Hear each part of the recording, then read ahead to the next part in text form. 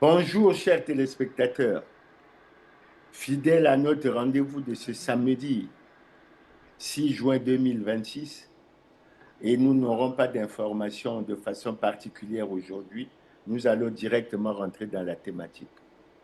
La thématique au vu de la dernière évolution de l'actualité dans le pays, au vu de l'ouverture de la session du Parlement, tant au niveau de l'Assemblée nationale qu'au niveau du Sénat, elle se résume en un point clair, en un questionnement, en une question extrêmement importante. Où va le Congo? Allô? Où va le Congo? Et cette question importante, nous allons Ouais. essayer de l'aborder en nous appuyant sur quelques thèmes. Et j'espère que cela va nous permettre d'avoir des échanges extrêmement intéressants.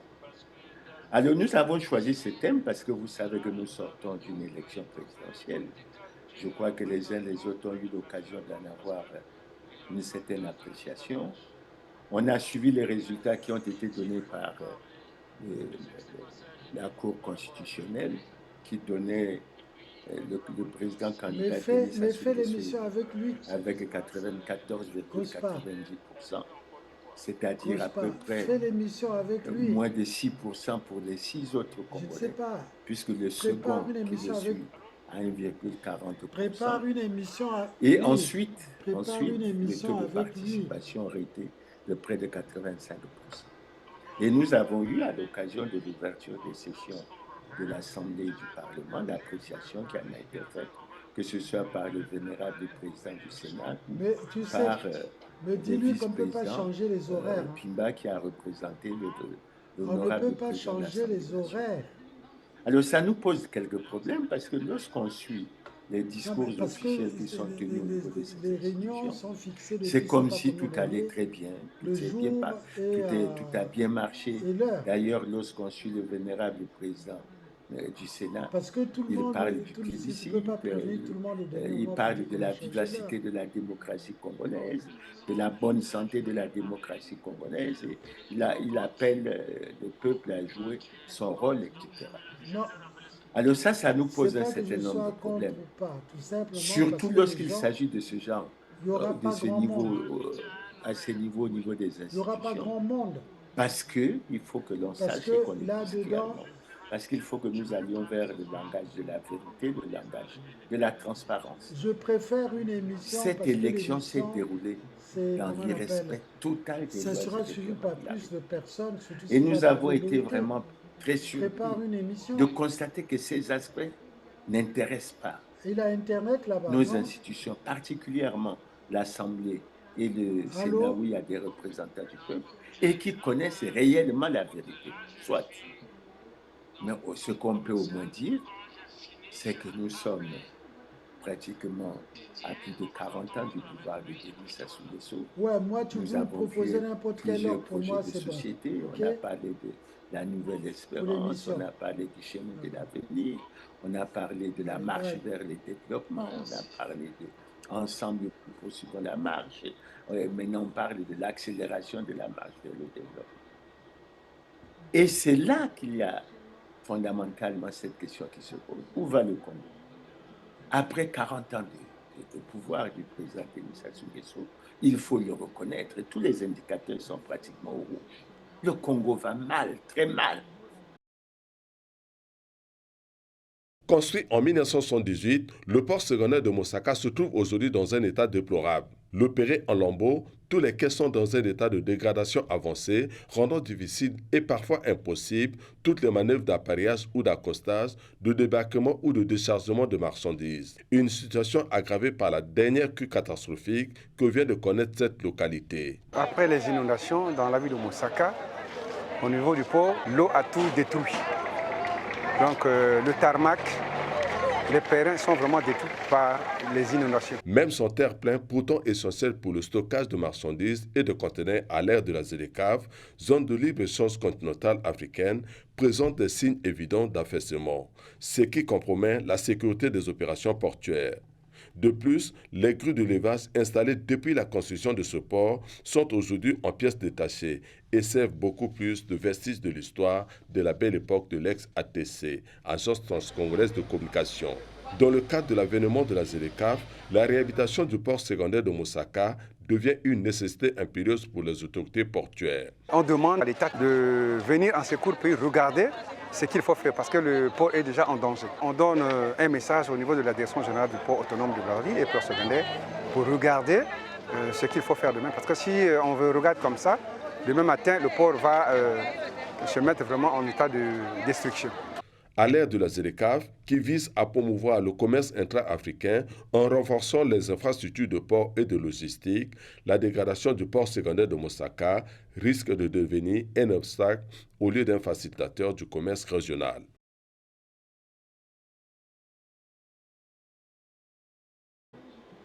Je dis bien que le Congo va mal, très mal, au-delà des commentaires qui sont faits, au-delà d'une démarche qui tend vers le culte de la personnalité. Et on n'en a pas besoin. Alors, quand j'entends, par exemple, le président du Sénat parler de la vivacité et de la bonne santé de la démocratie congolaise, j'en suis véritablement triste. J'en suis triste. Parce que d'abord, en tant que statisticien, parce que quand je me repose, je me réfère aux statistiques qui sont données en ce qui concerne l'indice de démocratie. Mais l'indice de démocratie du Congo, il est de 2,79 sur 10. Tout le monde peut le vérifier. Et le Congo est classé parmi les pays à régime autoritaire. On n'organise pas les élections pour les perdre. On n'organise pas les élections pour les perdre. Alors, depuis longtemps, on les interpelle pour dire qu'il faut tenir compte de ces données statistiques qui sont des bons outils d'aide à la décision, pour que nous ajustons les choses, pour que nous avancions. Non, c'est un monde parfait. On évolue dans le meilleur des mondes. Tout marche bien, la démocratie marche bien, etc. Et pourtant, il y a des déclarations qui sont très importantes et qui viennent contredire cela. L'une des premières déclarations que je prendrai, sur laquelle je reviens souvent, c'est celle du président Gbagbo qui dit que la démocratie, c'est le respect des textes, à commencer par la plus grande des normes en droit, qu'est la Constitution. Qui ne respecte pas la Constitution n'est pas démocrate. Enfin, on va commencer par le début en s'intéressant à l'origine même du mot constitution. En fait, le mot constitution, ça vient du latin cum qui signifie avec et statuere qui veut dire fixer, établir. Ça donne donc littéralement statuer ensemble, en gros faire ensemble. Bon, ça nous donne déjà une petite idée de ce que c'est. Mais plus précisément, c'est surtout un ensemble de textes juridiques qui définissent les institutions de l'État et organisent les liens qu'elles ont entre elles. Elles fixent et garantissent également des principes et des droits. Pour le dire plus simplement, c'est un peu la loi des lois. Et elle constitue la clé de voûte de l'état de droit. Alors, notre constitution française, c'est un gros manuscrit dans lequel on a plein de tiroirs. 17 parties qu'on appelle des titres et qui sont eux-mêmes divisés en articles et les articles sont eux-mêmes composés de petits paragraphes qu'on appelle alinéas. Mais avant tout ça, dans le préambule, on y trouve aussi les droits fondamentaux avec par exemple la Déclaration des droits de l'homme et du citoyen du 26 août 1789 ou encore la Charte de l'environnement. Bon, mais vous nous direz, maintenant qu'on sait ce qu'est une constitution, qui la décide, qui l'écrit. Alors c'est pas n'importe qui.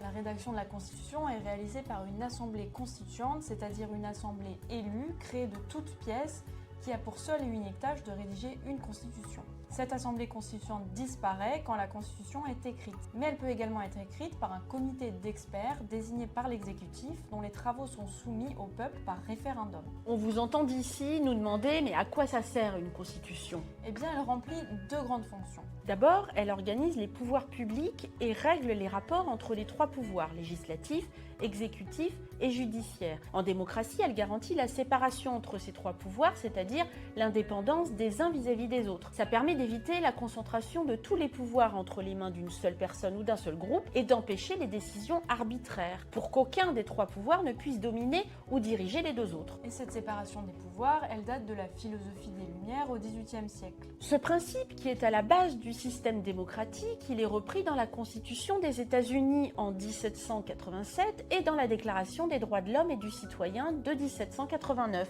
Et l'article 16 de la Déclaration des droits de l'homme et du citoyen dit « Toute société dans laquelle la garantie des droits n'est pas assurée, ni la séparation des pouvoirs déterminée, n'a point de constitution. » Et tu fais bien, Camille, d'évoquer la garantie des droits. C'est le deuxième grand rôle de la Constitution. La Constitution, elle définit et garantit les droits fondamentaux des citoyens. Par exemple, en France, elle garantit que tous les hommes et toutes les femmes ont les mêmes droits et doivent être traités de la même manière, quelles que soient leurs opinions, leur âge, leurs origines. C'est un droit fondamental. Parmi les libertés et droits fondamentaux, on peut distinguer les droits liés à la personne humaine, par exemple l'égalité ou la liberté, les droits qui en découlent, comme par exemple l'égalité des sexes, les droits socio-économiques, droit à l'emploi, droit à la protection de la santé, Et les droits de troisième génération, comme le droit de vivre dans un environnement équilibré et respectueux de la santé, énoncé par la Charte de l'environnement intégrée au bloc de constitutionnalité français en 2005. Et c'est parce qu'elle est garante des droits fondamentaux et protège contre l'arbitraire que la Constitution est une règle supérieure à toutes les autres. Elle se situe au sommet de ce qu'on appelle la hiérarchie des normes nationales qui classe les règles juridiques de la plus importante à la moins importante. Et la hiérarchie des normes se compose de 3 grands blocs. Le bloc de constitutionnalité tout en haut, le bloc législatif au milieu et puis le bloc réglementaire tout en bas. Si une constitution est si importante, elle doit être protégée. Et pour contrôler la constitutionnalité des lois, seul un juge peut le faire. Et en France, c'est le Conseil constitutionnel qui joue ce rôle. Il est composé de 9 membres, 3 sont nommés par le président de la République, dont le président du Conseil, 3 par le président de l'Assemblée nationale et 3 par le président du Sénat. Leur mandat de 9 ans est non renouvelable et il est incompatible avec plusieurs autres fonctions, membres du Parlement, du CESE. Et les anciens présidents de la République ont la possibilité de siéger en tant que membres de droit à vie. En France, depuis 2010, les citoyens peuvent demander à vérifier la constitutionnalité d'un texte déjà promulgué via ce qu'on appelle une question prioritaire de constitutionnalité. La QPC peut être posée au cours de tout litige devant un tribunal d'ordre judiciaire, à l'exception de la cour d'assises, ou administratif, aussi bien en première instance qu'en appel ou en cassation.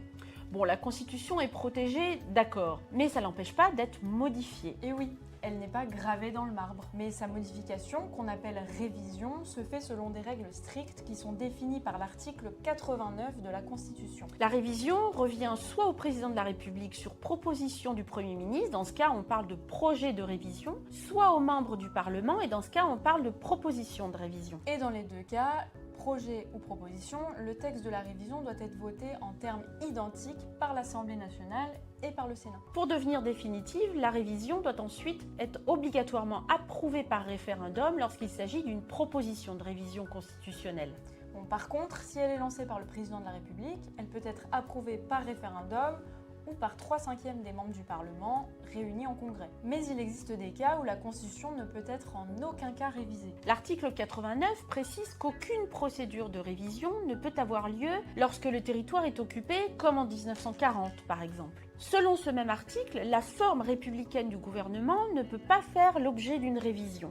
Et tout le monde sait que dans l'impunité, totale, les gouvernants congolais violent tous les jours dans les lois et règlements de la République, et particulièrement la Constitution. On va y revenir. Et il serait dommage et triste qu'au niveau de la Chambre haute qui est le Sénat, mais qu'on ne puisse pas intérioriser ça, pour qu'on aille vers une démarche pour l'intérêt du Congo, pas pour l'intérêt d'un individu. Parce que tout ce qui se passe à travers le monde fait apparaître maintenant clairement que dans nos différents pays, nous avons souvent un problème entre le choix de l'intérêt personnel, égoïste, individuel, et l'intérêt général, l'intérêt de la nation, etc. Donc je tiens à rappeler au vénérable président du Sénat et à l'honorable vice-président de l'Assemblée nationale que le Congo n'est pas une démocratie. Il ne faut pas avoir honte. C'est des chiffres, il faut les accepter, il faut les assumer. On accepte et on voit comment améliorer la situation. Sinon, on se perd et on n'avance pas très bien. Maintenant, s'agissant d'autres choses, c'est un nouveau mandat qui commence. Et comme je l'ai dit tantôt, ce mandat commence au moment où le peuple congolais est dans la misère, il est dans la souffrance. Et on se demande, le projet de société accélérant, ou plutôt l'accélération de la marche vers le développement, qu'est-ce qu'il va apporter aux Congolais? Est-ce que les choses vont changer? Parce que c'est toujours rempli de beaucoup de promesses, c'est rempli d'une vision futuriste. Et à chaque fois, on se rend compte qu'il n'y a absolument rien à voir. Et c'est véritablement dommage. Mais ensuite, ce que je tiens à dire, c'est que paradoxalement, au-delà de la voix des institutions, qui pour nous ne cadrent pas et ne correspondent pas à la réalité, les voix se sont élevées. On a entendu les Congolais faire des déclarations publiques, y compris ceux qui sont proches du pouvoir, pour dire que les conditions permissives pour la tenue d'une élection libre, démocratique et équitable et transparente n'étaient pas réunies. Ils ont même décidé de ne pas aller à l'élection à cause de ça. Il y a eu des débats. Et il y a des voix qui se sont élevées pour lancer des appels à la population, pour que la population reste chez elle et qu'elle n'aille pas voter. Mais après l'élection, vous avez suivi les commentaires et les témoignages qui ont été faits, tant par les observateurs internationaux que les observateurs nationaux, que les citoyens congolais. Qui n'a pas vécu la coupure de l'Internet? Dans quel pays on vit ça? On peut rechercher la transparence, l'équité, puis couper l'Internet. Est-ce que c'est sérieux?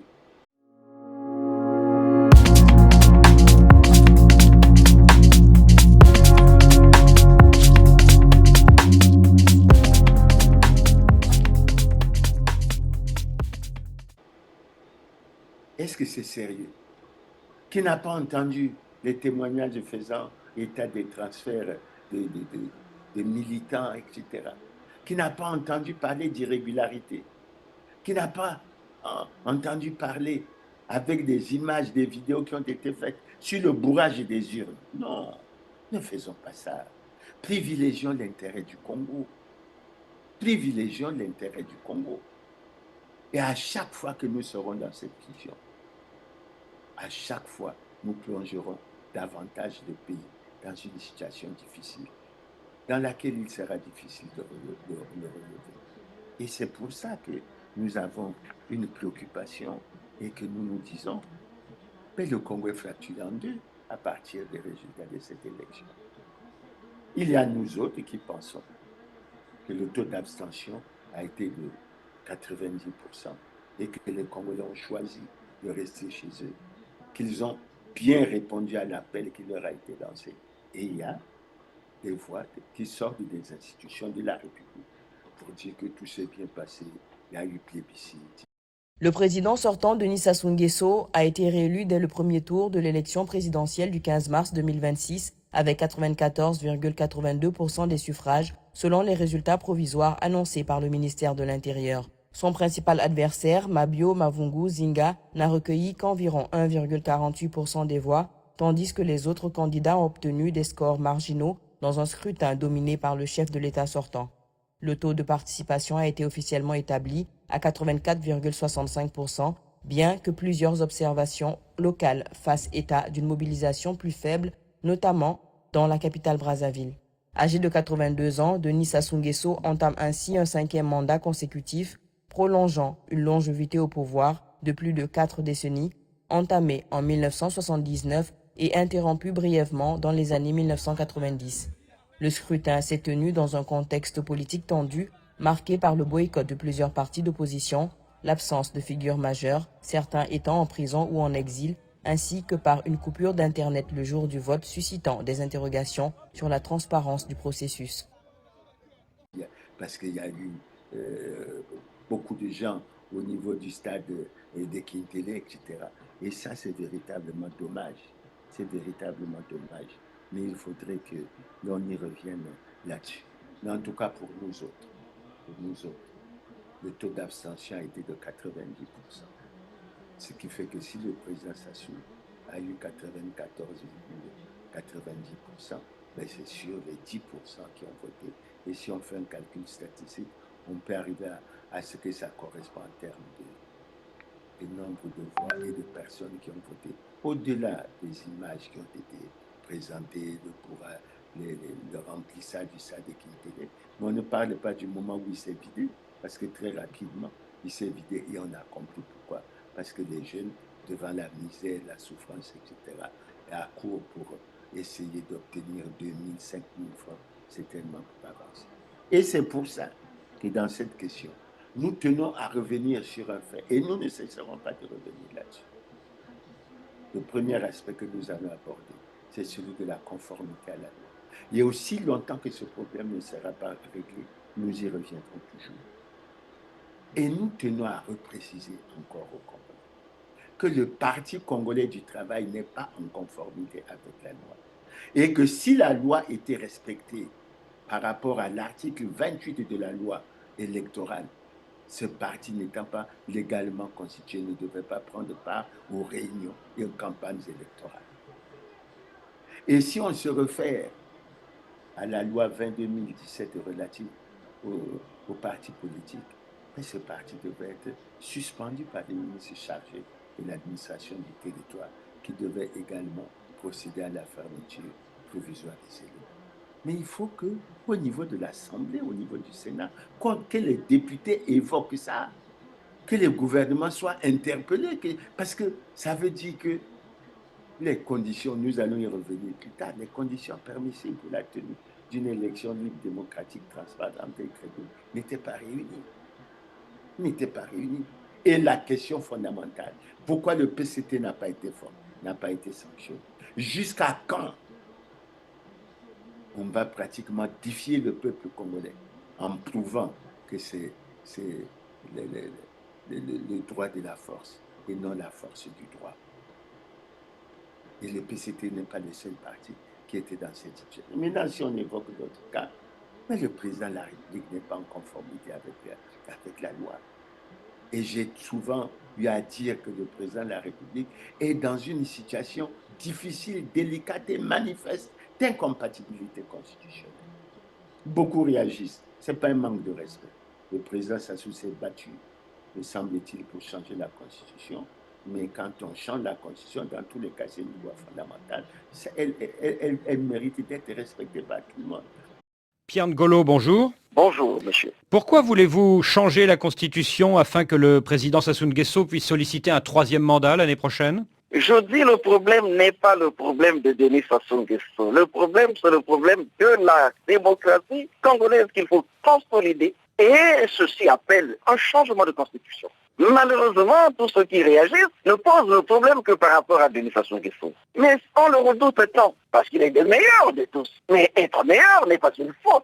Vous estimez que le président sortant est le meilleur de vos candidats pour l'année prochaine? Mais pourquoi cet acharnement, si on ne le redoutait pas, si on n'avait pas conscience de ce qu'il est le plus fort de tous ceux qui sont là? Alors, vous dites que le changement constitutionnel doit se faire par consensus, mais il manquait beaucoup de monde lors du dialogue national de Sibiti le mois dernier. Sibiti a été un grand moment de mobilisation. On avait là-bas la majorité présidentielle, l'opposition dans sa plus grande partie. Même le MCDD dont vous avez parlé, le MCDD était à Sibiti. Et on avait là-bas tous les partis du centre. Mais Pierre Ngolo, quand il manque à ce type de dialogue des personnalités comme Mathias Tzon de l'UPRN, Guy Brice Parfait-Kolela du MCDDI, Satima Biala de l'UPADS, est-ce qu'on peut parler de consensus? Je ne sais pas. Moi, je dis la chose suivante, qu'à Sibiti, il y a eu consensus. Et je dis qu'il y a quelques personnalités que vous citez, qui de point certain temps, font preuve d'un radicalisme excessif et qui refusent toute offre de dialogue. Mais c'est pas eux l'essentiel de la classe politique congolaise. C'est pas eux. Vous parlez de M. Jean Mathias, qui est ton frère, que je connais bien, que je respecte. Bon, je sais la dimension que vous lui donnez. Mais sur place, quelle est sa dimension réelle? Et on peut comme ça multiplier les exemples. Pierre Ngolo, il y a même des ministres comme Guy Brice Parfait-Kolela qui sont hostiles à ce changement de constitution, ce qui veut dire qu'au sein du gouvernement, il n'y a même pas de consensus aujourd'hui. Écoutez, c'est tout à fait normal qu'il y ait divergence d'opinion. Mais le plus important n'est pas cela. Le plus important, c'est quelle est la tendance majoritaire. Si c'est un des membres du gouvernement qui disent non, est-ce pour autant qu'on peut dire qu'il n'y a pas de consensus? Mais comment pouvez-vous parler de consensus dans le pays s'il n'y a même pas de consensus dans le gouvernement? Mais est-ce que consensus veut dire unanimité absolue? Je ne pense pas. Je dis que dans le pays, il y a consensus. À preuve, nous étions à Sibiti. Et je dis à Sibiti, c'était l'essentiel de la classe politique congolaise. Il y a 10 mois, les partisans de Blaise Compaoré disaient qu'il y avait consensus au Burkina pour la réforme constitutionnelle. On a vu le résultat, la rue a fait tomber le régime. Est-ce que vous ne craignez pas qu'il arrive la même chose à Brazzaville? Mais il n'y a pas de raison. Avant Sibiti, il y a eu beaucoup de contacts. Il y a eu l'étape des consultations présidentielles. Et ça n'a rien à voir avec la démarche du Burkina, ça n'a rien à voir. Au Burkina, c'était nous voulons de ceci. Et nous y allons, peu importe. Ce n'est pas la logique du Congo. Alors vous vous appuyez sur ce dialogue national de Sibiti, mais vous ne dites pas un mot sur le dialogue alternatif qui a eu lieu 2 semaines plus tard à Brazzaville et qui, au contraire, a dénoncé ce projet de changement de constitution en le qualifiant de coup d'État constitutionnel. Je pense qu'il y a là à deux de langage. Ils ont dialogué avec qui? Avec le gouvernement? Avec la majorité? Quels étaient les contradicteurs? Il s'agit là de l'opposition radicale. Ils se retrouvent entre eux, c'est un véritable monologue. Dans ce dialogue alternatif de Brazzaville, il y avait tout de même un ministre en exercice, Parfait Kolela, un ancien ministre de la Défense, Bowao, et un de vos camarades du PCT, Okombi Salissa. Mais tout ce que vous citez là, ce sont ceux qui disent non au changement de la Constitution. Vous n'avez personne investi par le Parti congolais du travail qui était là-bas. Nous étions en bureau politique du Parti congolais du travail. C'est la question. Le camarade que vous citez, le camarade Charles Bravo, était le seul en bureau politique à avoir une opinion contraire. Que répondez-vous à ceux qui disent que la constitution actuelle, la constitution de 2002, a amené la paix au Congo et qu'en voulant changer de constitution, on va amener une crise là où il n'y en a pas? Mais la constitution du 20 janvier a amené la paix au Congo parce que jusque-là, on a la tête de la République, Denis Sassou Nguesso. Que répondez-vous à Barack Obama quand il dit que la démocratie est en danger quand les dirigeants refusent de quitter le pouvoir à l'issue de leur mandat? Bien, mais c'est une position de principe. Mais il n'y a pas de démocratie sans peuple. Les dirigeants le sont du fait de la volonté du peuple. Donc, quand Barack Obama dit « personne ne devrait être président à vie », vous n'êtes pas d'accord avec lui? Mais est-ce que la présidence à vie, c'est une simple volonté du dirigeant? Si d'aventure un peuple pense que le dirigeant qu'il a, c'est celui qui mérite pour l'instant, il n'y a personne pour dénier au peuple ce droit et cette prérogative. Mais quand Blaise Compaoré voulait modifier la Constitution pour rester au pouvoir, il disait lui aussi qu'il ne faisait que suivre la volonté du peuple. Mais je vous ai dit que c'est deux cas différents. Le parallélisme que vous faites entre le Burkina et le Congo procède de la non prise en compte de ce qu'il y a une vingtaine d'années, le Congo a vécu avec douleur. Vous pensez à la guerre civile de 1997? Il faut faire que demain, le Congo ne revive pas ce qu'il a déjà vécu et qui reste gravé dans la mémoire des Congolais. Pierre Ngolo, merci. D'autant qu'il y a un article 50 de la Constitution qui dit que tout citoyen a le devoir de se conformer à la Constitution et aux lois et règlements de la République. Le président de la République, Sassou, ne peut pas être président du Parti congolais du travail.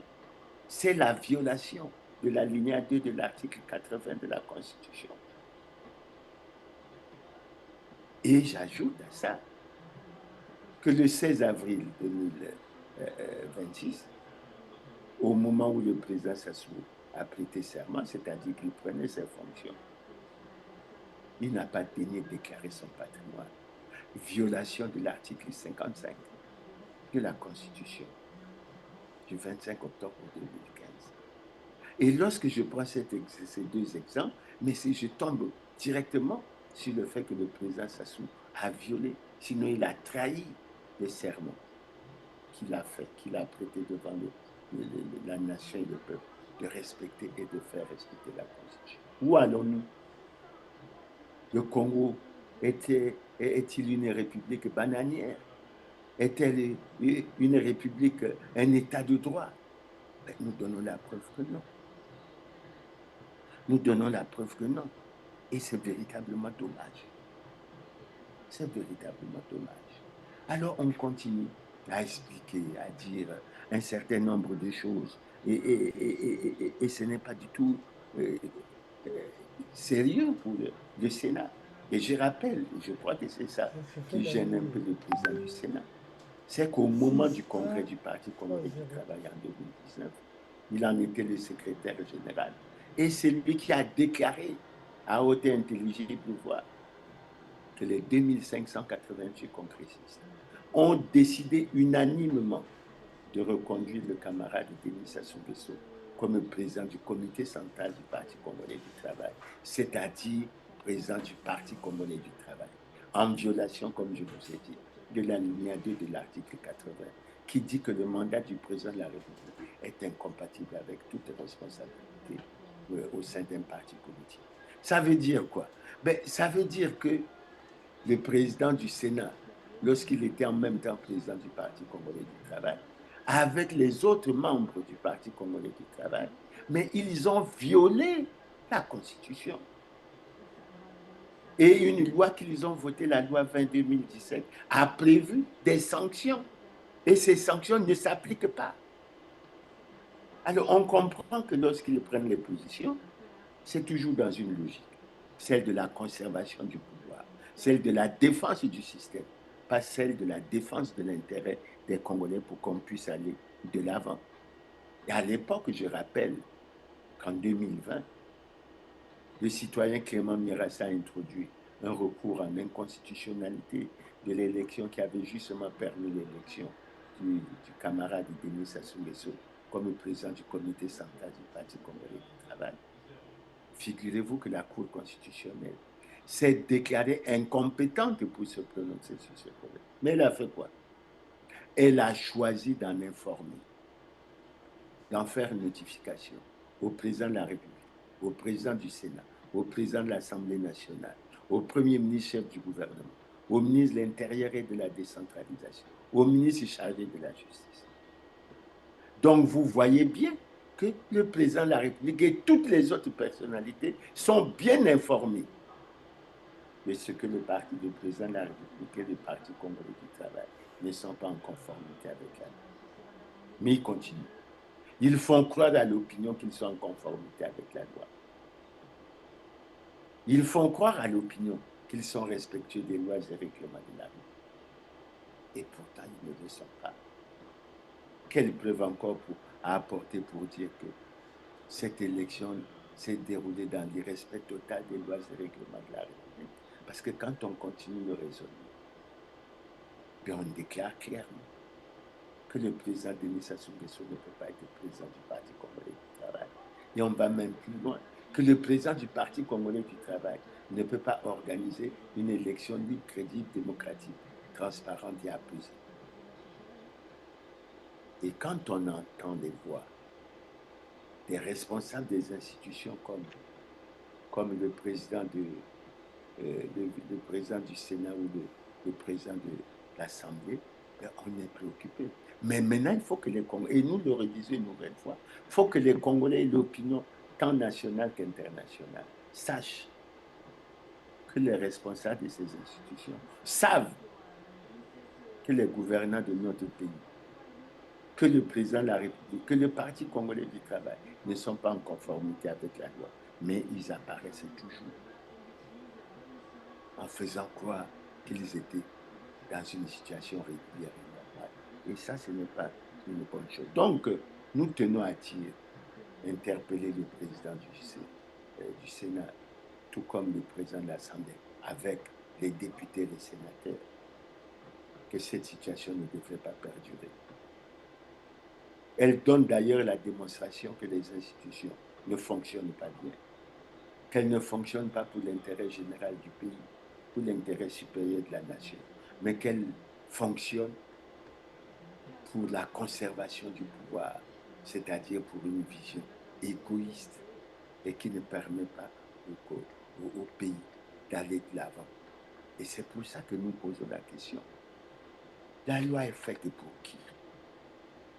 La loi est faite pour qui? J'ai suivi une fois le président du Sénat déclarer lors d'une séance de questions orales au gouvernement que la loi est votée pour être appliquée et que le Parlement est chargé du contrôle de l'exécution de ces lois. Et à cela, le Premier ministre répondait: force doit être donnée à la loi. Pourquoi ce paradoxe entre ce que l'on dit et ce que l'on fait? Et nous allons passer toujours dans ce même cadre au deuxième aspect, qui est celui qui est connu également, celui de l'obligation de déclaration du patrimoine.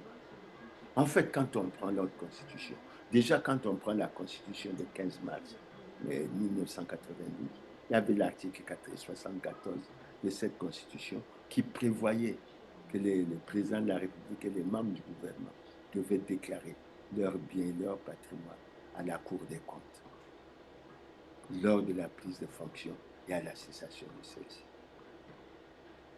Cet argument ou cet aspect n'a pas été repris dans l'acte fondamental pour des raisons qui semblent évidentes, mais il a été repris dans la Constitution du 20 janvier 2002, où il est clairement dit dans l'article 48 que tout citoyen élu ou nommé à une autre fonction publique doit déclarer son patrimoine lors de la prise de fonction et à la cessation de celle-ci.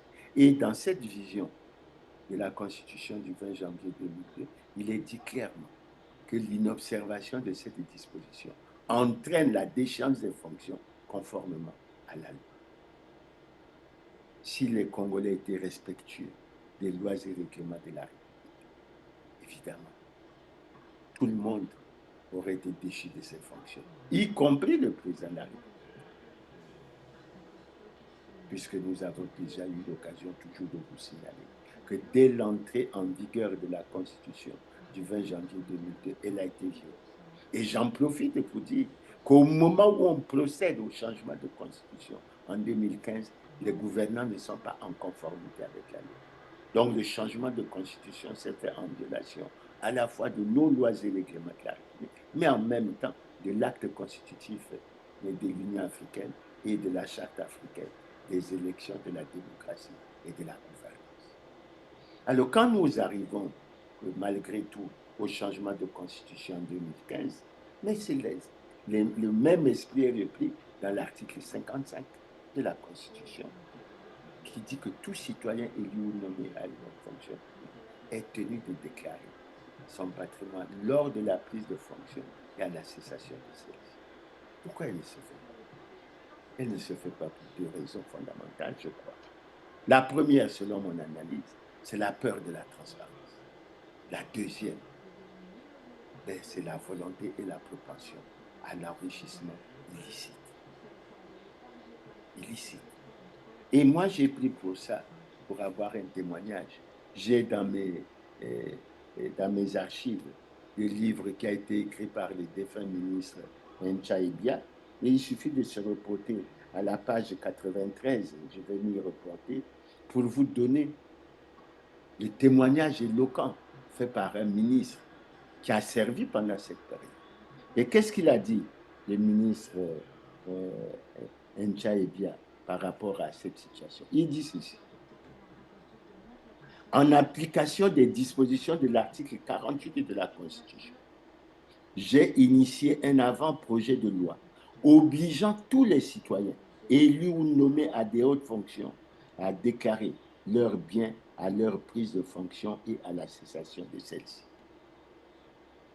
Ce texte, pourtant attendu par la communauté financière internationale, était d'une extrême importance, puisqu'il s'inscrivait dans le cadre de la lutte contre la corruption. Mais écoutez bien la suite. Mais les éléphants du gouvernement,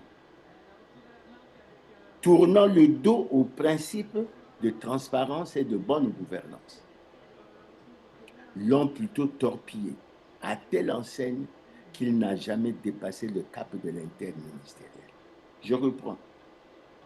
Mais les éléphants du gouvernement, tournant le dos aux principes de transparence et de bonne gouvernance, l'ont plutôt torpillé à telle enseigne qu'il n'a pas dépassé le cap de l'interministériel. Mon successeur reprit ce dossier après moi, sans plus de succès, et ce, malgré les instructions du président de la République. C'est cela la force du système. On a beau être animé des meilleures intentions du monde, seul on ne peut pas transformer le monde. Que comprenne qui pourra. Témoignage des membres du Parti congolais du travail, membres du gouvernement du président Denis Sassou Nguesso, qui constatent qu'en fait, il y a un paradoxe entre ce qui se dit et ce qui se fait.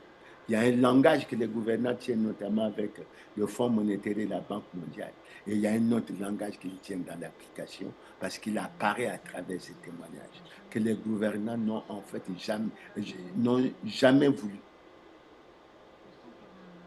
de mettre en application les textes sur l'obligation de déclaration de patrimoine. Et c'est véritablement triste.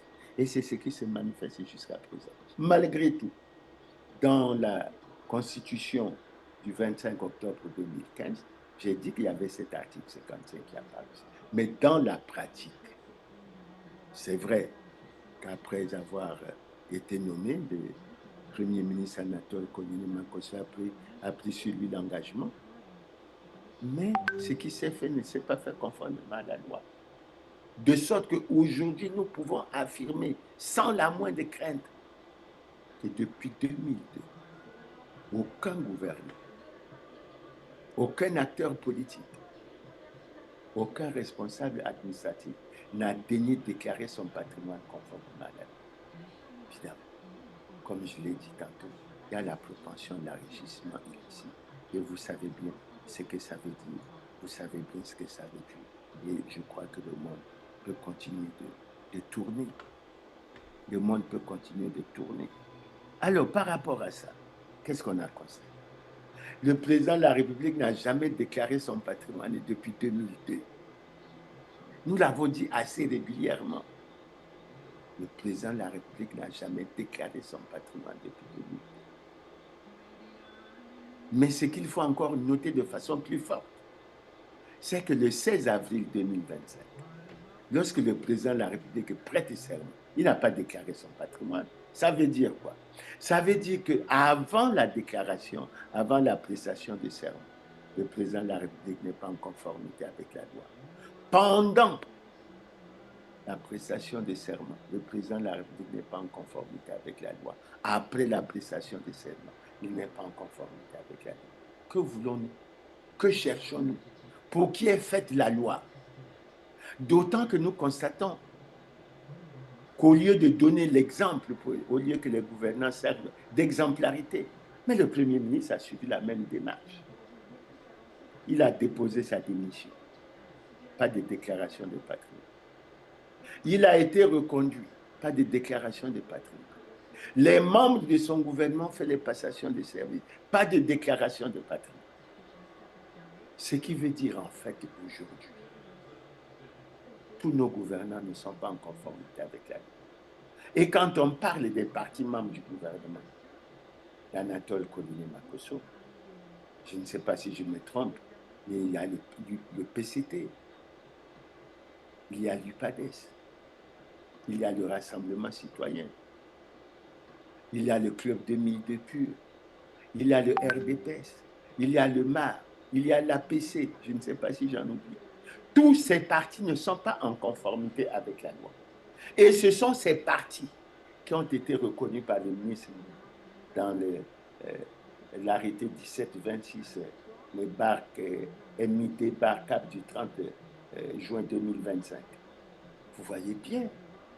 Alors la question que l'on peut se poser, la loi, elle est faite pour qui?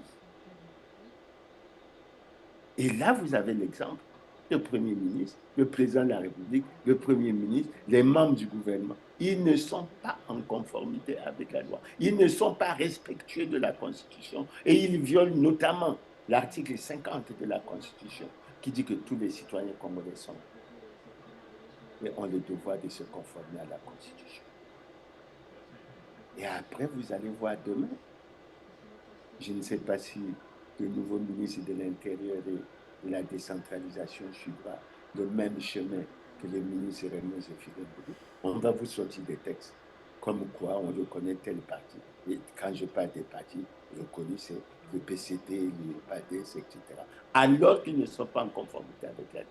Et si on applique les dispositions d'une loi que tous ces partis ont adoptées, parce qu'ils sont censés être au Parlement, notamment la loi 20-2017, du 12 mai 2017, mais l'article 31 clair. En cas de violation des lois en vigueur par tout parti ou groupement politique ou de trouble à l'ordre public, le ministre chargé de l'administration du territoire, suspend par voie d'arrêter le parti concerné et procède à la fermeture provisoire de ces locaux. Où allons-nous?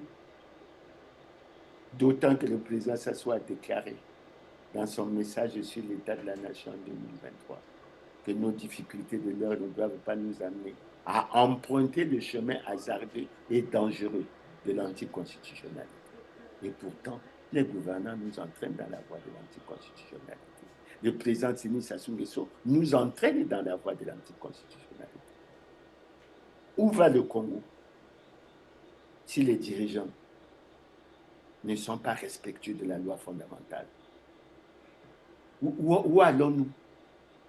République bananière. Et après, on choisit.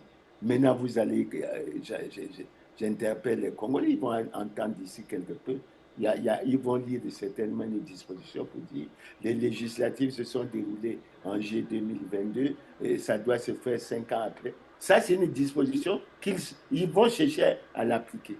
Mais les autres dispositions, c'est-à-dire qu'ils les appliquent. Les dispositions qui les intéressent selon leur intérêt. Et leur principal intérêt, c'est la conservation du pouvoir. C'est la conservation coûte que coûte du pouvoir. Où allons-nous? Je pose la question au gouvernement.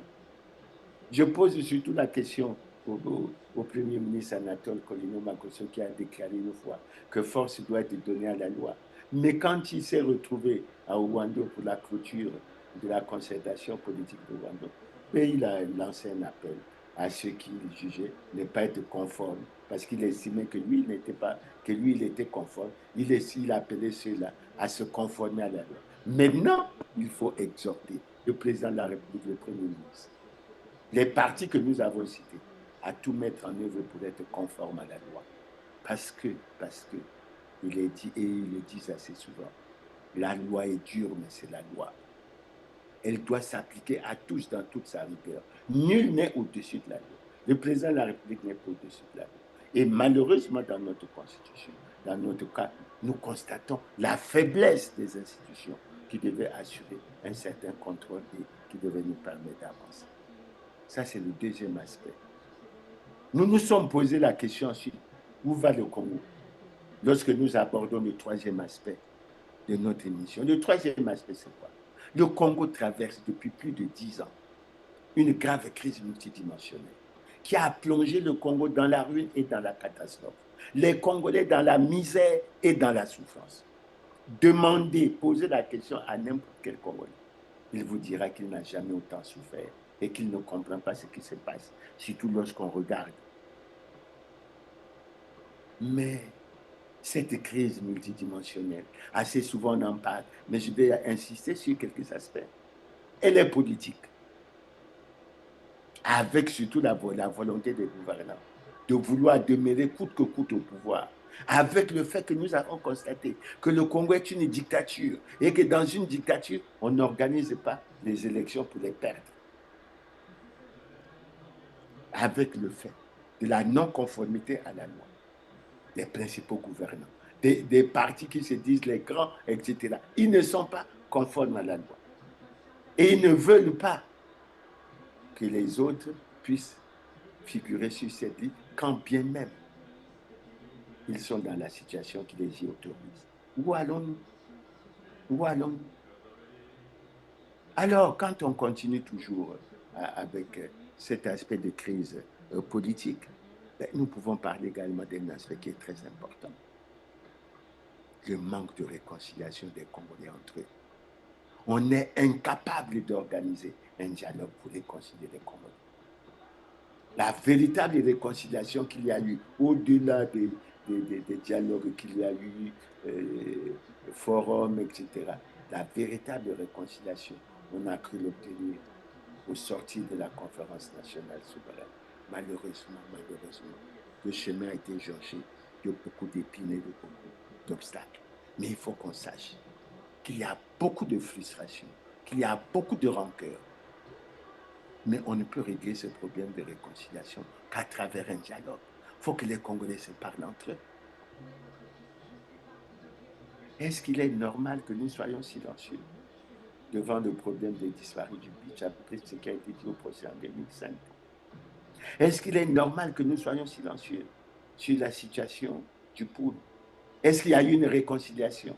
Puisque malgré les voix qui se sont élevées pour demander qu'on fasse de la question du pôle une question nationale, mais on a mis en place des gens représentant les uns le ministère de l'Intérieur et les autres, les représentants du révérend Pascal Touré pour dire qu'on a signé un accord. Ça devait être un accord, un accord national, traité au niveau national, intégrant tous les Congolais pour que nous réglions ce problème.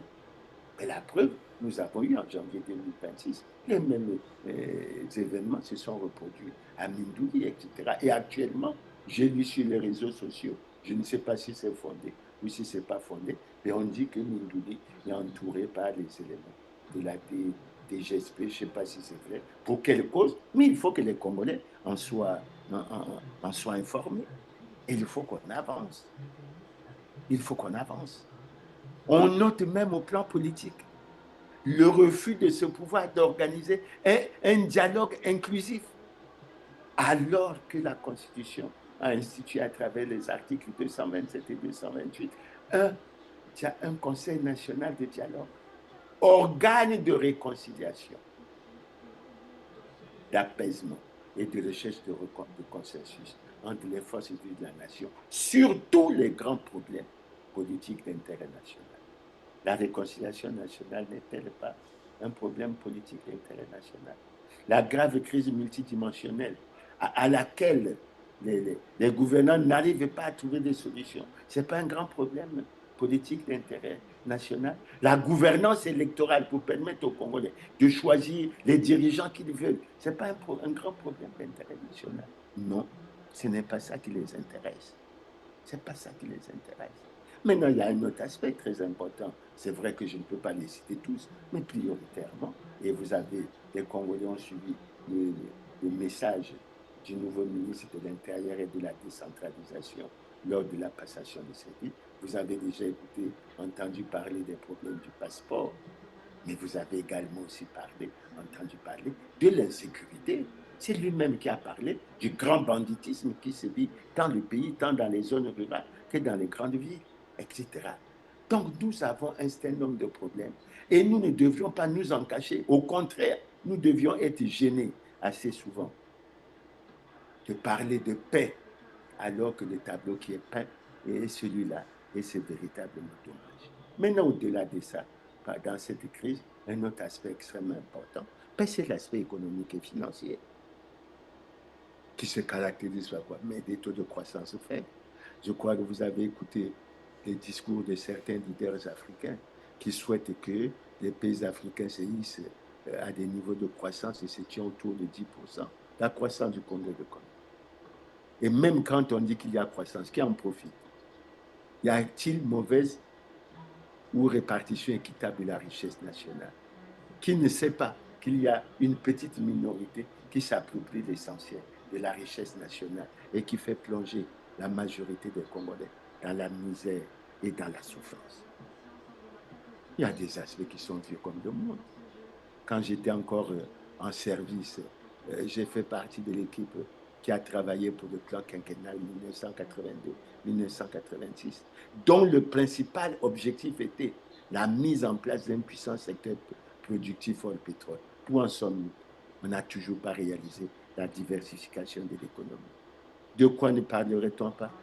Du niveau élevé de pauvreté,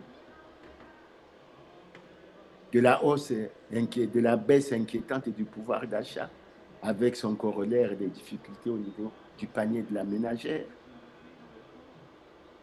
de la non-amélioration des conditions de vie des Congolais,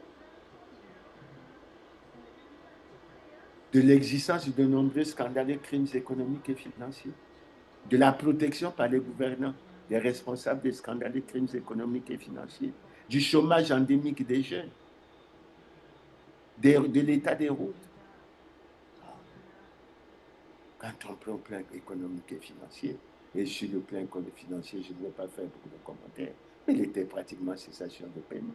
Prenez la situation des retraités, prenez la situation des étudiants, prenez la situation de plusieurs structures qui cumulent, dont les travailleurs cumulent parfois 5 ans d'arriérés de salaire. Comment font-ils pour vivre? Est-ce qu'on fait la politique pour faire souffrir les Congolais ou bien pour la faire avancer? Alors je crois. Mais à ça, on ne peut pas ne pas parler de la crise des valeurs. La corruption se situe pratiquement à tous les niveaux. Les détournements de fonds publics dans l'impunité totale, c'est connu par tout le monde.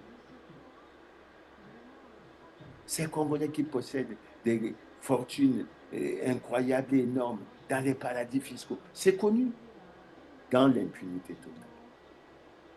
Quant à l'aspect social, elle est conséquente de ce que je viens de dire, tant au niveau de la crise économique et financière, au niveau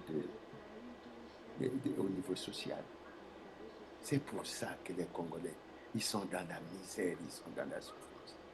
Ah bon Dieu nous dire que le bilan était globalement positif pour la partie du bilan comptant de l'année 2021-2026. Non, on se moque des Congolais. Et il faut le dire, il faut être franc. Évidemment, lorsque vous avez des dirigeants qui sont payés à la main à 10, 15, 20 millions, peut-être 50 millions ou plus, alors que le SMIC est à 70 400, évidemment, la méchanceté qui fait qu'on est indifférent à la souffrance des autres fait dire que le bilan est positif puisqu'on s'enrichit davantage, on laisse les voleurs s'enrichir dans les machins. Il y en a même qui ont eu des mandats d'arrêt internationaux, mais qui circulent librement. Je ne sais pas où est-ce qu'on est mis. Et c'est véritablement dommage. Donc, par rapport à cette crise, nous conclurons en disant que depuis 10 ans, les gouvernants n'ont pas été en mesure d'apporter des solutions idoines et appropriées à cette crise. Les voix se sont élevées à travers le Congo pour leur demander la tenue des États généraux de la nation, pour leur demander la tenue d'un dialogue. Même ce qui est prévu constitutionnellement, ils n'en veulent pas. Les Congolais n'ont qu'à souffrir. On ne veut même pas profiter de leur intelligence. Alors que si on réunit l'intelligence congolaise, tant de l'intérieur que de l'extérieur, je suis sûr qu'on peut avoir des solutions. Et ne pas recourir à celle que je vais évoquer, puisque c'est le 4e point, je crois, la sollicitation par le gouvernement congolais du Fonds monétaire international.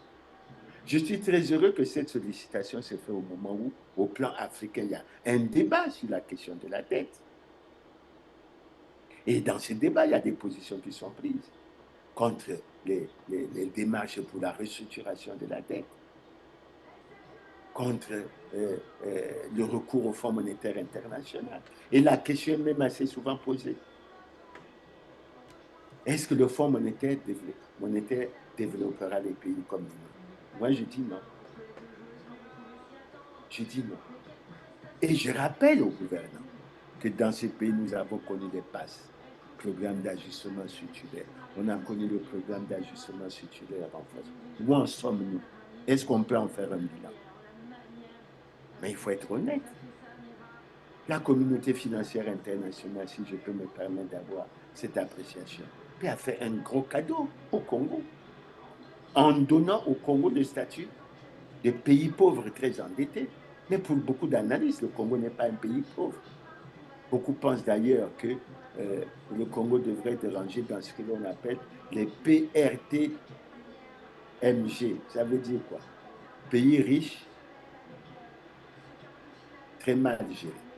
Donc, on pose le problème directement de la gouvernance. Et ce problème-là devrait être regardé, etc.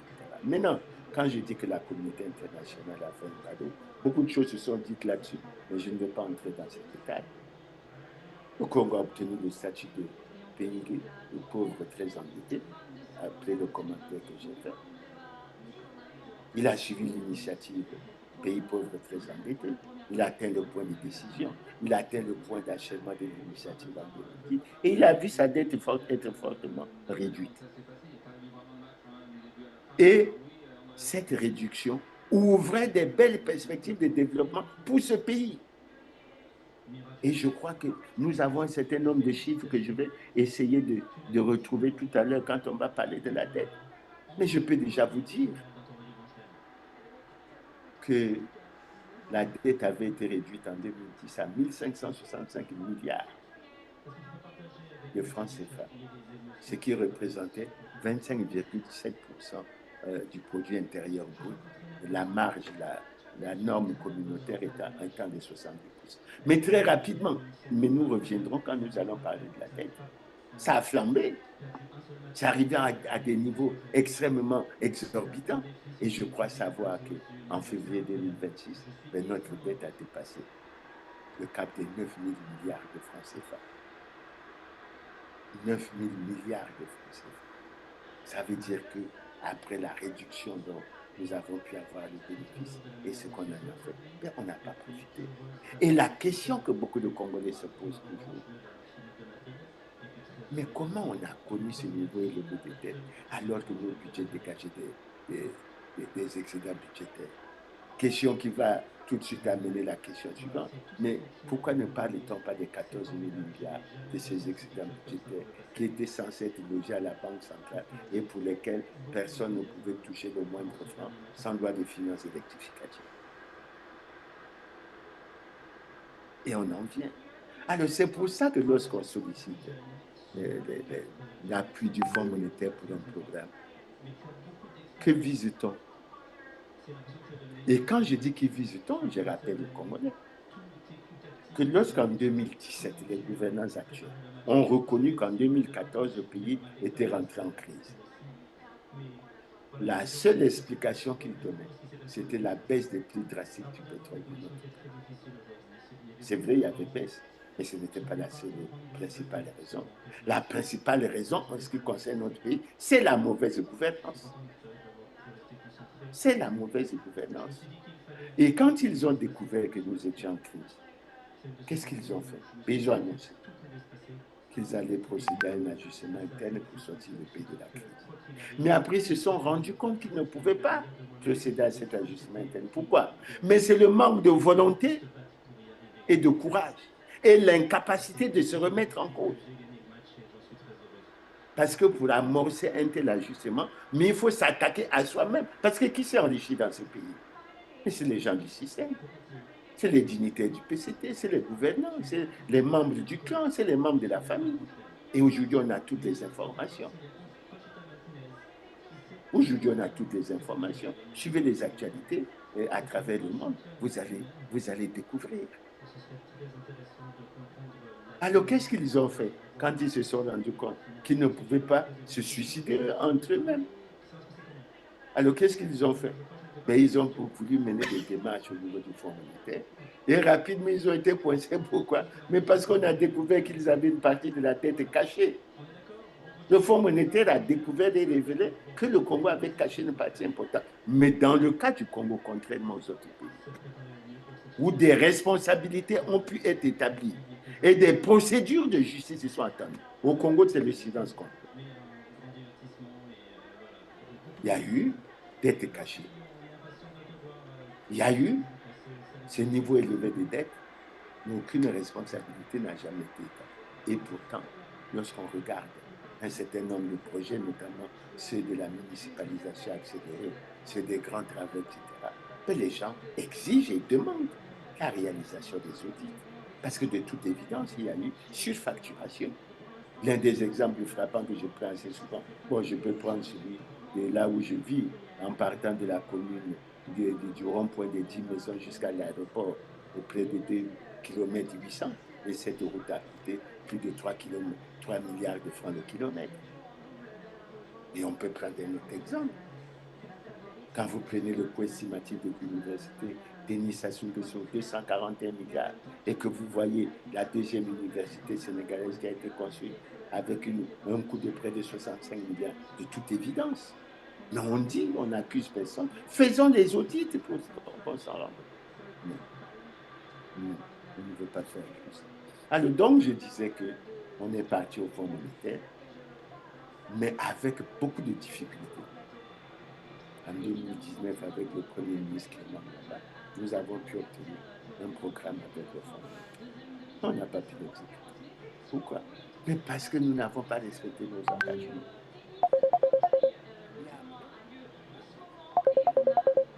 Un nouveau programme qui a démarré en janvier 2020. Et ils ont fait la promesse qu'à la fin de ce programme, le Congo sortira de la crise. Ils se sont réjouis. Ils ont dit ton sablier de champagne parce que toutes les 6 revues étaient positives. Ils les ont bien réalisées. Mais à la sortie, les Congolais et le Congo sont directrice. davantage de crises. Les Congolais connaissent une Tu as situation rencontré la catastrophique. directrice. C'est pour ça que on peut se poser la question. Qu'attendons-nous du Fonds monétaire international? Tu as rencontré la Qu'attendons-nous directrice. du Fonds monétaire international? Je crois qu'il y a beaucoup de choses, de questions qui se posent. Ah, Alors d'accord. je vois grand Ouais. fracas, bon, on viendra nous parler des équilibres macroéconomiques. Mais les Congolais savent que vous n'êtes pas capable de pourchasser les voleurs. Oui. Tout ce que le président fait, c'est de crier honte aux voleurs, honte aux corrupteurs, etc. Mais sur le terrain, rien ne se fait. C'est le Fonds monétaire qui va venir Oui. poursuivre les voleurs qui sont dans votre pays que vous connaissez. C'est le Fonds monétaire qui va venir vous aider à la réduction du train de vie de l'État. Regardez le jeune président du Bénin qui vient d'être élu. Il a formé un gouvernement de 24 membres. Regardez au Sénégal le gouvernement qui vient d'être formé à 30 membres. Au Congo, le gouvernement à 41 membres. Là, on a même augmenté en termes d'effectifs. Et en dehors des membres du gouvernement. Mais il y a plein de personnalités qui ont rang de ministres, qui ont rang de ceci. Mais c'est une gestion catastrophique, bananière. Est-ce que c'est le Fonds monétaire qui va venir réduire le train de vie? Et tu as vu les autres? Maintenant, on peut poser la question. Est-ce que c'est le Fonds monétaire qui nous conduit à protéger les responsables tout le monde a eu l'alternance ou pas? Est-ce que c'est ça? Pourquoi depuis 15 ans on refuse la tenue d'une réunion du Conseil national du dialogue? Est-ce que c'est le Fonds monétaire qui favorise la gestion clanique? Et si je vais plus loin, parce que je ne vais pas utiliser ces termes, les aspects de tribalisme, donc etc., vous n'êtes que 3 ce que nous faisons, 20 sur 30, c'est ça? Qui nous amène parfois à ne pas privilégier la compétence et le mérite de favoriser. Donc il n'y a que vous qui avez la eu, médiocratie. c'est dur alors d'avoir... Ce n'est pas normal. Donc on peut se poser toutes ces questions. Alors qu'attendent-il du Fonds monétaire international? Que le Fonds monétaire revienne, leur disent que les revues sont positives, et à la fin, il faut que le Fonds monétaire aille jusqu'au bout des choses pour dire, malgré tout, la situation du Congolais s'est empirée. La situation du retraité, la situation. Qu'attendons-nous? Alors, pour conclure sur ce problème, je vais dire, et les courses feront où? Du Fonds monétaire pour notre développement. Le développement du Congo doit être pris en main par les Congolais. Et ce sont les Congolais qui doivent avoir l'engagement et la détermination pour développer leur pays, pour avoir des comportements qui sont en adéquation avec cette détermination et cet engagement. D'avoir un appart, là. C'est pour ça. Je prends l'exemple de la haute autorité de lutte contre la corruption, qui avait même fait une déclaration pour dire qu'elle avait des dossiers qu'elle devait envoyer à la justice. Mais pourquoi ces dossiers n'ont jamais été envoyés à la justice? Et vous venez nous dire, le projet de société, c'est dedans le moment, l'accélération de la marche. Mais vous ne développerez pas ce pays tant qu'il y aura la corruption, les détournements de fonds, la protection des responsables des scandales de crimes économiques et financiers. Non, on va regarder vous ne développerez pas ce on va mettre... Donc il faut un courage. Il faut de la volonté politique. Oui, il faut remettre en cause un certain nombre de choses pour que nous le plan de financement qu'on va Sinon, mettre. la question, où va le Congo? Vous allez au Fonds monétaire, mais c'est la solution n'est pas au Fonds monétaire. La solution du développement du Congo se trouve à Brazzaville, la première dans les départements. Et entre les deux Congolais. Oui, mais ça, Allez, je voilà. passe au point suivant. L'épineux problème de la dette. Je l'ai déjà évoqué. Je l'évoque pourquoi? Anthony, Parce que, oui, je pour vous sais, rappeler, dans ma qu'en tête, j'ai un 2010, plan de nous avons atteint financement. le point d'achèvement Ok? de l'initiative de Donc voilà, faut on va s'endetter. donc. Notre dette a été Ok. sérieusement réduite. Et Mais je va vais prendre, essayer de prends vous ton donner billet hein, quelques pour revenir. chiffres, mais pour que vous ayez une idée de l'évolution de cette dette. Bon, elle était Ok. tombée à 1600, Ok. 1565 milliards de francs CFA en 2010, Ok. représentant Ok. pratiquement Allez, 25% du à produit tout à l'heure. intérieur. Et suivez bien l'évolution. Elle s'est élevée à 3036 milliards en 2015. Ça faisait déjà 54,65% du produit intérieur brut en 2015. Et j'ai noté exprès 2016 pourquoi. Parce qu'en 2016, elle a atteint 3255 milliards et représentait déjà 70% du PIB, c'est-à-dire que nous avons atteint la norme communautaire de la CEMAC en ce moment-là. Et ensuite, nous sommes passés à 6016 milliards en 2020, représentant 98,50% du produit intérieur brut. Donc, plus de 20, pratiquement 30 points au-dessus de la norme communautaire qui est de 70%. Et si vous vous rappelez, quand le Premier ministre Colina Makosso était parti en mission à Paris, ben, il avait dit à l'époque, je crois, si mes souvenirs sont exacts, qu'on avait déjà ramené à 95% du produit intérieur brut et qu'on n'allait pas tarder à revenir à la norme communautaire. Mais je crois qu'on s'en est éloigné. Elle s'est élevée à 8 943 milliards de francs CFA en décembre 2025. Et en février, à cause des eurobonds, et nous allons essayer d'en dire un mot, elle s'est élevée à 9 165 milliards. Nous avons vraiment fait le choix de sacrifier notre jeunesse. Mais pas seulement ça. J'ai entendu des commentaires un peu élogieux lorsqu'on a parlé d'eurobonds, lorsqu'on parle de ce que sur les marchés financiers internationaux. Non. On a choisi une très mauvaise démarche. Et nous faisons rentrer notre pays dans la spirale de la dette. Pourquoi? Mais parce qu'on s'endette pour payer la dette. Très mauvaise solution. Et la dernière annonce qu'on a eue, on a appris que, je crois qu'on a obtenu un emprunt de 850 millions de dollars, c'est-à-dire 495 milliards de francs CFA. Toujours pour payer la dette. Et puis, il y a, je crois, cette affaire de restructuration. Et on repousse les paiements vers les années 2036. Ça veut dire quoi? Que nous continuons à sacrifier notre jeunesse. Il faut véritablement arrêter cette hémorragie. Et quand je le dis, les gens peuvent me retourner la question. On va l'arrêter, on va faire comment? Mais prenez l'option de mener une lutte farouche contre la corruption. Prenez d'ailleurs dans le cas de la CEMAC, puisque en parlant du communiqué de près du directeur de cabinet, on s'est appuyé sur le fait que c'est une recommandation, aller vers le Fonds monétaire, c'est une recommandation du sommet des chefs d'État de la CEMAC, etc. Mais ce sommet a recommandé également que l'on rapatrie les fonds qui sont à l'extérieur. Qu'est-ce qu'on attend pour que ces milliards puissent rentrer?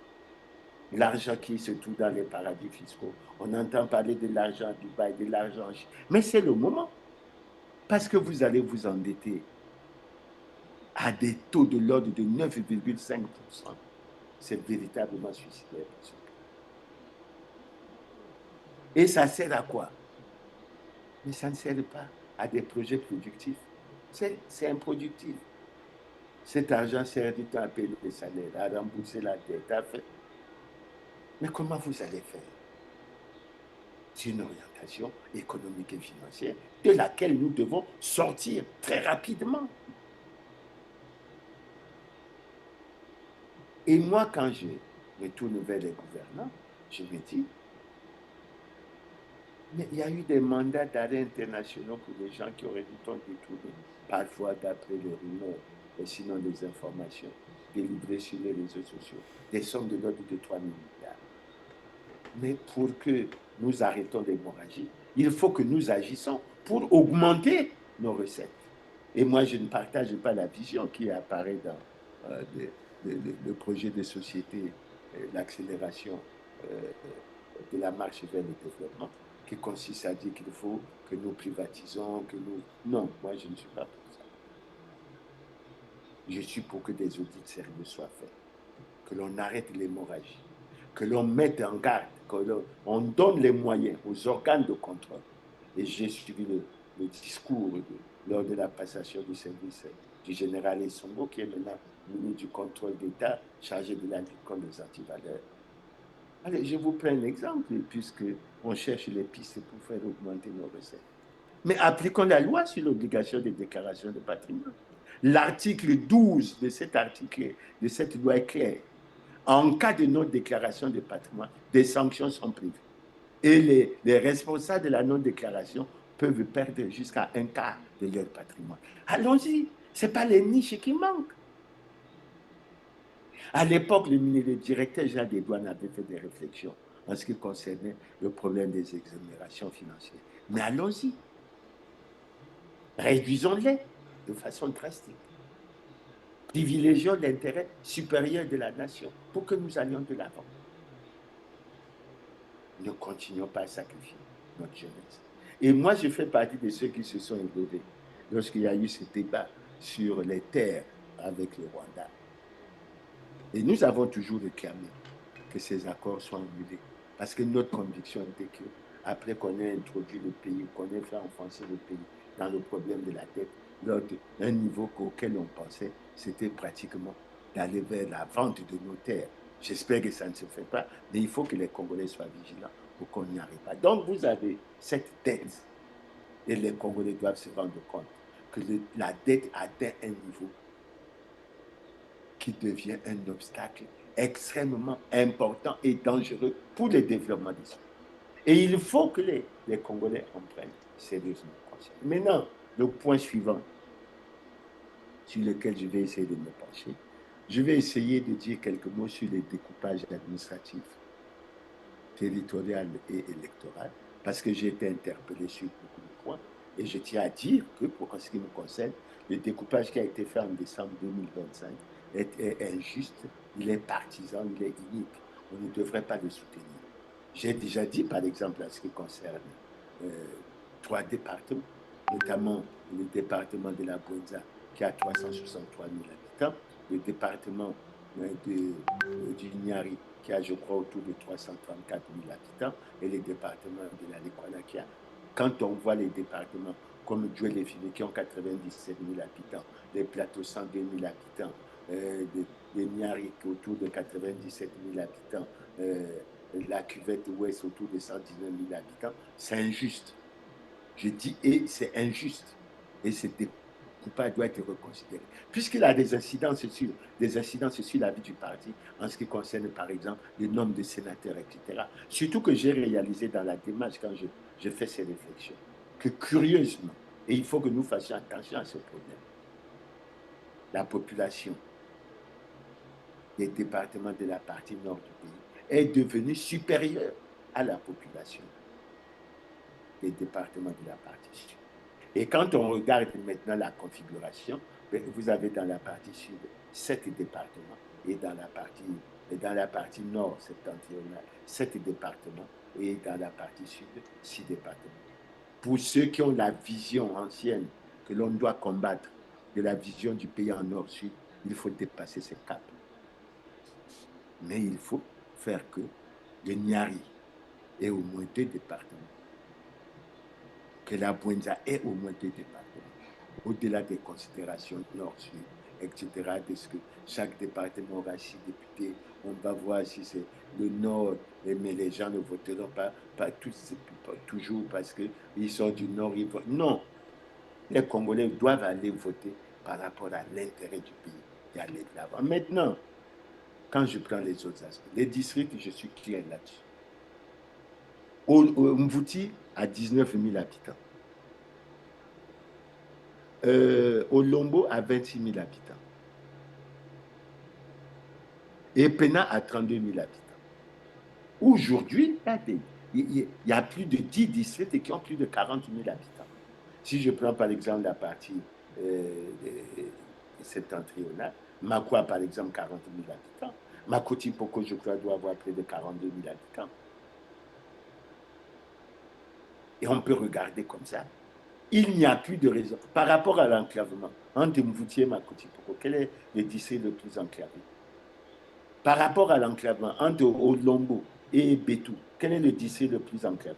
D'autant que Betou, aujourd'hui, compte 126 000 habitants. Où allons-nous? Et quand j'ai vu dans ce texte de loi qui a été adopté en 2025, que Mvouti, on a reconduit Mvouti avec 2 députés au Lombo, non, c'est scandaleux. Il faut dépasser ce cadre-là. Il faut que les députés qui sont actuellement en session, que les sénateurs regardent cette question. Maintenant, si j'en viens à l'autre question où j'ai été interpellé pour dire, mais quels sont les critères je ne sais pas. Ce que je peux vous dire, c'est que lorsqu'on a travaillé sur la loi électorale en 1992, les critères ont été clairs. Je vous ai dit comment ça s'est passé pour les districts. De 1 à 30 000, de 1 à 15 000 habitants pour les districts, c'était une circonscription. De 15 000 à 30 000, c'était 2 circonscriptions. De 30 000 à 45 000, etc. Jusqu'au plafonnement. Et je crois qu'après 60 000, on avait 4 députés, je crois, quelque chose comme ça. Au niveau des arrondissements dans les communes, par rapport à 92, c'était aussi clair. De 1 à 30 000 habitants, une circonscription. De 30 000 à 60 000, une circonscription. Et on continuait comme ça. Mais lorsque on est sorti de la guerre, parce qu'en 92, c'est sur cette base, c'est sur la base de ces critères et sur le fait qu'on avait retenu le principe qu'à un district correspondait une circonscription électorale, qu'on est arrivé à 125. Mais au sortir de la guerre, il faut que vous sachiez, le chiffre de 137 a été fixé d'autorité. Il n'y a aucun critère. On a parlé d'imperfection du découpage de 92, mais on n'a jamais eu les véritables contours du découpage qui a été fait en 2001-2002. De sorte qu'aujourd'hui, quand vous m'interpellez, vous me posez des questions, pourquoi Bakongo, sinon Potopoto est de l'arrondissement le moins peuplé de Brazzaville. Pourquoi Potopoto a 3 circonscriptions et Madibou a une circonscription? Je vous ai dit, Madibou a 272 000 habitants. Potopoto a autour de 84 000 habitants. Mais pourquoi Potopoto a 3 circonscriptions et on peut continuer le raisonnement? Pourquoi Wenze, qui a la moitié de la population de Mfilou, a 4 circonscriptions, de Mfilou n'en a que 2? C'est toutes ces questions.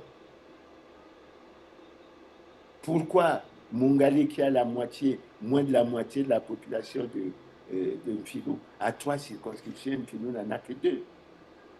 Nous avons essayé de faire une hypothèse de justice. Il s'agit maintenant qu'on puisse avancer. Le même raisonnement que je tiens pour Brazzaville vaut pour Pointe-Noire. Il est anormal que Mvumvu, avec 76 000 habitants et 2 circonscriptions, et que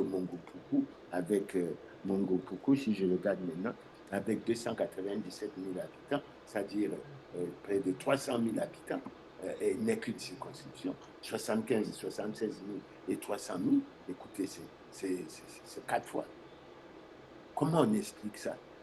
Est-ce que les sénateurs, les députés peuvent expliquer aux Congolais comment, sur quelle base ce découpage a été fait? C'est pour ça que je ne fais pas trop de commentaires, mais je rappelle que ce découpage est injuste, il est partisan, il est inique. Et maintenant qu'on a vu les choses au clair, il faut que fondamentalement les choses changent. Au niveau des communes, je vous ai dit, il faut une harmonisation. Mosenjo a 15 000 habitants, 2 circonscriptions, mais prenons Wando. Wando après à 43 000 habitants. Pourquoi la commune de Wando n'aurait qu'une circonscription et que Mosenjo en aurait 2? Pourquoi on n'a pas profité, lorsqu'on a fait ce travail, des résultats du recensement? Ça a été des résultats qui ont été publiés. en 2023. Donc, je dis que là aussi, il faut le courage. Et je continue sur le dernier point, avant d'aller à la conclusion. Le dernier point, c'est une question que je me pose. Pour l'élection présidentielle, beaucoup de voix se sont élevées pour dire que les conditions permissives pour la tenue d'une élection libre, transparente et équitable n'étaient pas réunies. Est-ce qu'elles le seront, puisque j'entends parler des législatives? Est-ce que le président Denis Sassou Nguesso sera président du Parti congolais du travail et qu'il organisera les législatives? Si c'est le cas, ça veut dire que ces élections se dérouleront toujours dans l'irrespect des lois et règlements de la République. Est-ce que le PCT, qui n'est pas en conformité avec la loi, avec les autres partis, bien sûr, j'ai cité l'UPADES, j'ai cité le Club de Mille depuis, ils ne sont pas en conformité avec la loi. Comment cette question-là va être réglée? Maintenant, sur les problèmes habituels que nous posons, s'agissant des conditions permissives, nous avons noté, que les recommandations faites lors des concertations politiques n'ont jamais été appliquées dans la plupart des cas.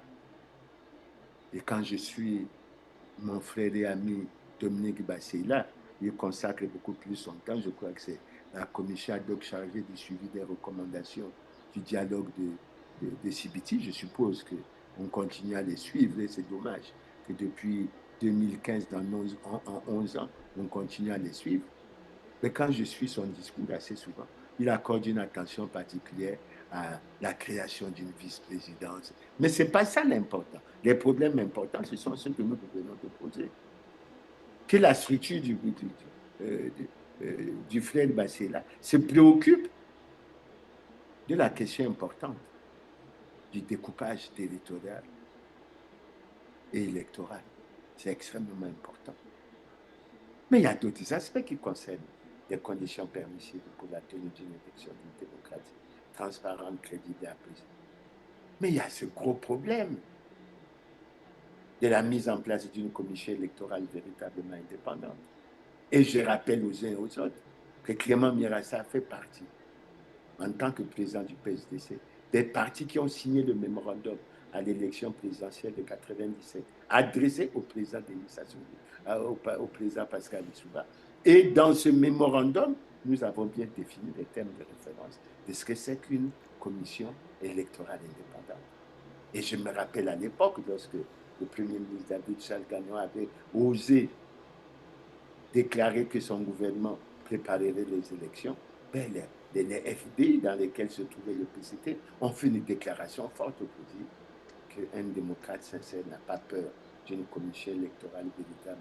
Mais d'où vient maintenant que le PCT est revenu au pouvoir? Sur la base du texte même que nous avons signé à l'endroit du président de Souba, d'où vient qu'il le refuse? Bon, ils ont mis dans la loi la commission nationale est indépendante au sens... Mais elle n'est pas indépendante, c'est le point. Elle n'est pas indépendante au sens de la déclaration de Bamako de 2000.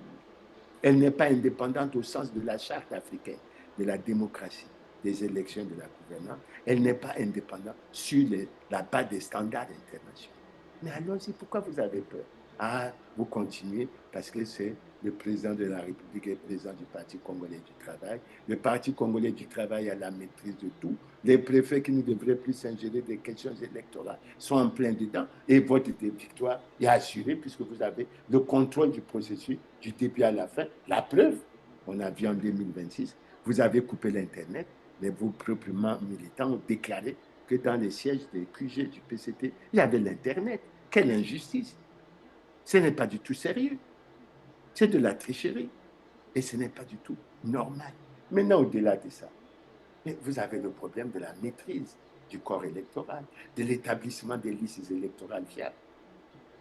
Mais on pensait régler ce problème avec le problème de la biométrie. C'est coincé où? À Ouando, on a dit qu'on n'allait pas utiliser la biométrie et que ça allait se faire en 2026 à l'élection présidentielle. Et on ne sait pas, ça ne s'est pas fait. Nous avons d'autres problèmes. Nous avons par exemple le plafonnement. Le texte qui doit organiser le plafonnement des dépenses de campagne. Parce qu'on a vu la dernière élection, on est heureux, on serait heureux que l'on fasse l'audit des dépenses de campagne du président candidat Denis Sassou Nguesso. Et je souhaite également qu'on fasse l'audit des dépenses des élections. Ces élections-là ont coûté combien aux contribuables congolais? Et le ministre Mboulou est le ministre de l'Intérieur, puisqu'il a la continuité de l'État. Ben, il faut le faire, présenter à l'ensemble des Congolais pour que nous avancions. Mais il y a d'autres aspects, comme la révision des taux de cautionnement des élections. Il y a d'autres aspects qui devraient être abordés. Et nous avons abordé un problème, c'est un peu cette acrobatie qu'on fait en faisant apparaître la notion de centre, comme quoi c'est des partis qui ne sont ni à l'opposition, ni à la majorité. Non, en démocratie, il y a la majorité et à l'opposition.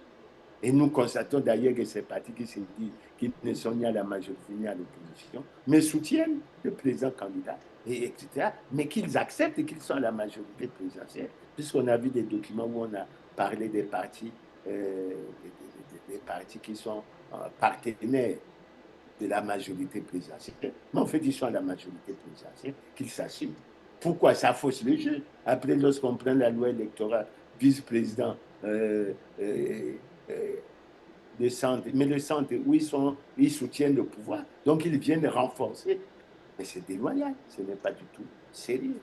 Donc il y a un certain nombre d'aspects. Maintenant, je rappelle notamment au nouveau ministre de l'Intérieur que, avez-vous, en 2011, il y a une recommandation qui a été faite demandant au gouvernement d'élaborer un timing précis des opérations préélectorales et électorales pour éviter la précipitation. Mais ce timing doit être élaboré pour toutes les élections. Nous avons fini la série d'élections. Maintenant, présentez-nous le timing pour les prochaines élections législatives. Présentez-nous le timing pour les prochaines élections locales. Présentez-nous le timing pour les prochaines élections sénatoriales. Présentez-nous le timing pour la prochaine élection présidentielle. Parce que si on lit la Constitution, si on relit les dispositions de la Constitution, on va bien savoir à quel moment ça va se faire. Mais je sens que jusqu'à présent, rien n'a été fait. Donc les conditions permissives pour la tenue d'une prochaine élection dite démocratique, crédible, transparente et apaisée ne sont pas encore réunies. Et nous attirons l'attention du ministre de l'Intérieur et de la décentralisation sur le fait que l'administration du ministère de l'Intérieur, sinon l'administration publique congolaise, de ce point de vue, elle est partisane, elle manque de neutralité. Elle a contribué à la reconnaissance des partis qui ne sont pas conformes à la loi. Et des dispositions devraient être prises pour qu'on règle ce genre de problème. Donc, chers téléspectateurs, je vais aller à la conclusion. Cette question est fondamentale. Où va le Congo? Le Congo va mal, très mal. Et il n'y a aucune perspective qui puisse rassurer. On a entendu pendant la campagne parler de la marche vers le développement. Ces questions n'ont pas été très bien approfondies. Il faut qu'elles soient bien approfondies. Et nous rappelons que le respect de la Constitution est fondamental. Et nous exhortons le président de la République, le Premier ministre, les ministres, les partis qui ne sont pas en conformité avec la loi, nous leur retournons ce qu'ils nous ont dit, à savoir, vous n'êtes pas conforme à la loi, prenez les dispositions pour être conforme à la loi. Le président de la République ne peut pas être président du Parti congolais du travail. Le président de la République, en tant que président du Parti congolais du travail, ne peut pas organiser une élection libre, transparente, démocratique et apaisée. Donc, il faut que tous ces aspects soient regardés. S'agissant de la démarche vers le Fonds monétaire, je dirais aux Congolais, ce n'est pas le Fonds monétaire qui va nous développer. C'est les Congolais qui doivent prendre le destin de leur pays entre leurs mains. Et il faut, à travers ce qu'on a dit, que nous ayons le courage. Et c'est pour ça que je suggère, après avoir abordé tous ces problèmes, que les Congolais se retrouvent dans un dialogue national, inclusif, qui permettent des échanges, qui permettent à l'intelligence congolaise d'apporter sa contribution. Parce que le Congo va mal et l'avenir semble obscur. Mais il est bon pour que nous travaillions pour l'en sortir. Le Congo, je considère que le Congo est en situation difficile. Et je considère également que c'est aux Congolais de tout mettre en œuvre de sortir de cette situation. Chers téléspectateurs, c'est par là que je mets fin à cette émission. Et je pense que nous nous retrouvons le 13 juin prochain. Et au cours de cette rencontre, nous osons espérer que nous aurons un bon sujet. Je vous remercie pour votre aimable attention et vous donne rendez-vous à samedi prochain. À bientôt.